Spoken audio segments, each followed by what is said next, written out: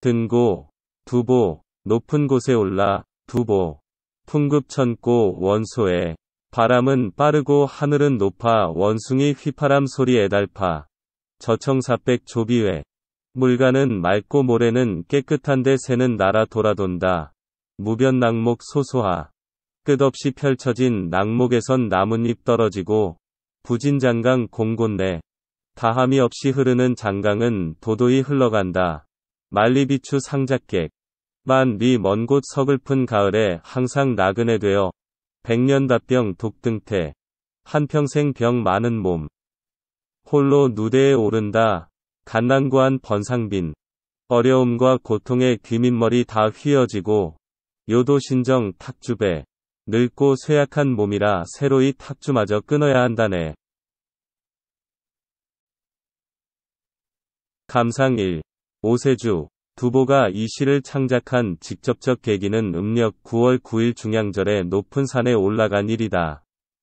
중양절은 중국의 가장 큰 명절인데 이날은 전통적으로 높은 곳에 올라 산수유를 머리에 꼽거나 국 화수를 담아 먹는 풍습이 있다. 두보는 이때 타양에서 명절을 맞은 것이다. 가족과 떨어져 늙고 병든 처지로 객지에서 살고 있는 것이다. 때는 늦가을이라 온갖 나무들이 조락하는 절기다. 이러한 계절과 주변 자연환경과 그리고 늙고 병든 채로 타양에 떠도는 자가의 처지가 결합되어 이 시는 지어졌다. 먼저 1. 이 구를 보자. 풍급천고원소에. 바람은 빠르고 하늘은 높아 원숭이 휘파람 소리 애달파. 저청사백조비외. 물가는 맑고 모래는 깨끗한데 새는 날아 돌아온다. 여기서 1구와 2구는 형식상 서로 대구가 되며 내용상 서로 대조가 된다. 1구에서 하늘이 높다. 와, 바람이 빠르게 불고 있다. 에서 작가가 조성한 하나의 공간을 본다. 곧 높고 넓은 세상은 늘 바람이 몰아치는 변화무쌍하고 혹독한 경쟁이 펼쳐지는 삶의 공간이 암시되고 있다. 그 속에 원숭이가 살고 있으며 지금 원숭이가 길게 소리내어 울고 있는데 그 울음소리가 슬프다는 것이다. 이 구에서 물가는 맑다. 와, 모래는 깨끗하다. 에서는 작가가 바라는 하나의 이상적인 삶의 공간을 본다. 곧 맑은 물과 깨끗한 모래와 같이 정직한 사람이 편안히 살 수 있는 이상적 삶이 이루어지는 공간이 암시되고 있다. 그 공간 속을 새는 평화로이 높은 하늘 여기저기를 자유로이 날아다니며 산다는 것이다. 결국 1구는 바람 빠르고 하늘 높고 거친 산 속에서 온갖 고초를 겪고 살아가는 원숭이의 긴 한숨소리는 사람에게 지극한 슬픔을 느끼게 한다는 것이다. 즉 여기서 원숭이는 작가 두보의 객관적 상관물이라 볼 수 있다. 대조적으로 이 구는 맑은 물과 깨끗한 모래 위를 여유롭고 자유롭게 높은 하늘을 날아다니는 새는 이를 보는 사람에게 기쁨과 평화를 준다는 것이다.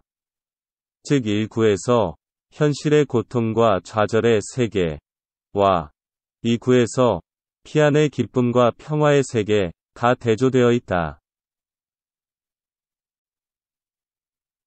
3. 4구절을 보자.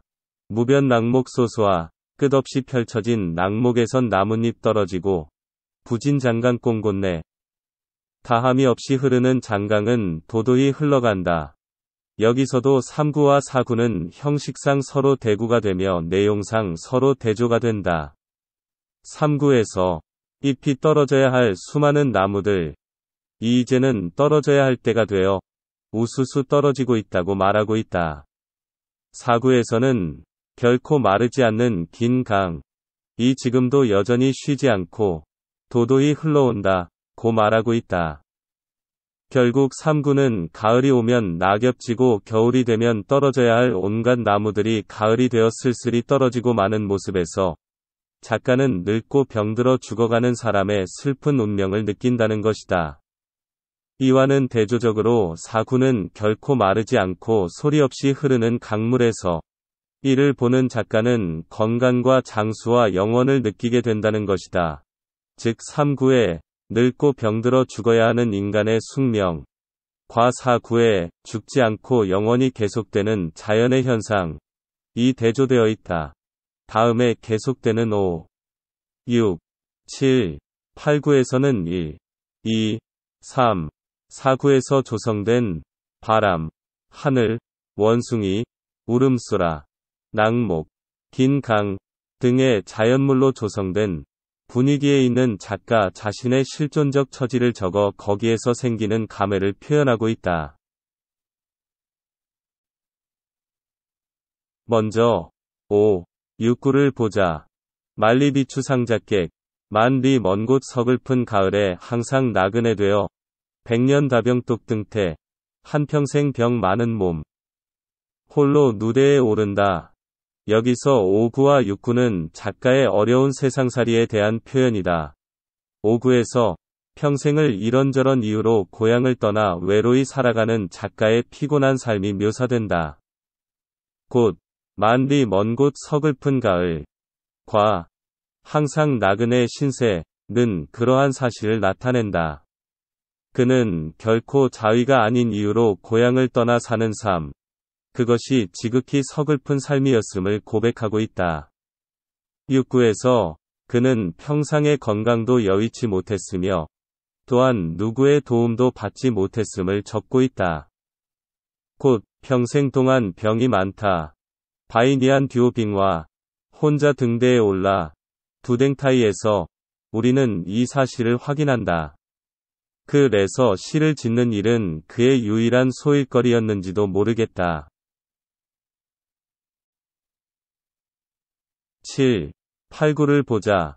갓난고한 번상빈, 어려움과 고통의 귀민머리 다 휘어지고 요도 신정탁주배.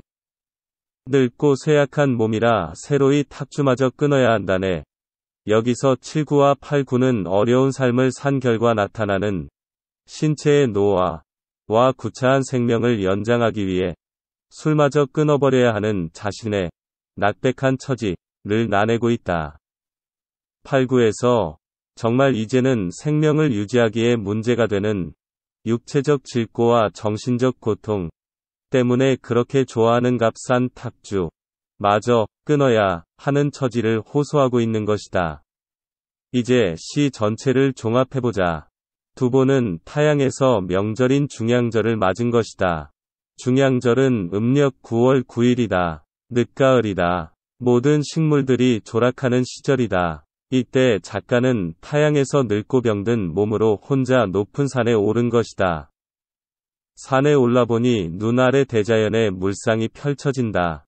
대자연의 물상은 두 종류로 나누어 작가의 눈에 들어오는 것이다.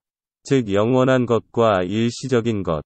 삶의 피곤한 경쟁이 벌어지는 지쳐있는 세계와 맑고 깨끗하여 자유로운 것으로 말이다. 이때 문득 늙고 병들어 떠돌아 혼자 외로이 살아가는 자신의 모습이 생각난 것이다. 자신의 지나온 피곤한 삶들이 주마등처럼 지나가고 또 그 기억들은 서럽고 서글프고 고통스러운 삶의 연속인 것이었다. 이러한 자신의 삶이 슬피 우는 원숭이 같고 떨어지는 나뭇잎 같다고 느낀 것이다. 그렇기 때문에 맑은 모래벌을 평안히 날아도는 새와 다함이 없이 흐르는 긴 강이 한없이 좋아 보이고 부러운 것이다. 즉, 이 작품은 두보의 평생의 좌절과 고통과 절망이 주변 경물과 결합되어 표현된 작품이다. 문학작품은 어차피 작가의 현실에서의 결핍과 좌절의 세계와 이를 보상하는 작가에 의해 생각되어진 이상의 세계가 공존하는 것이다. 따라서 이 작품은 대조적인 두 세계가 공존하는 알레고리적 구조를 갖고 있는 것이다.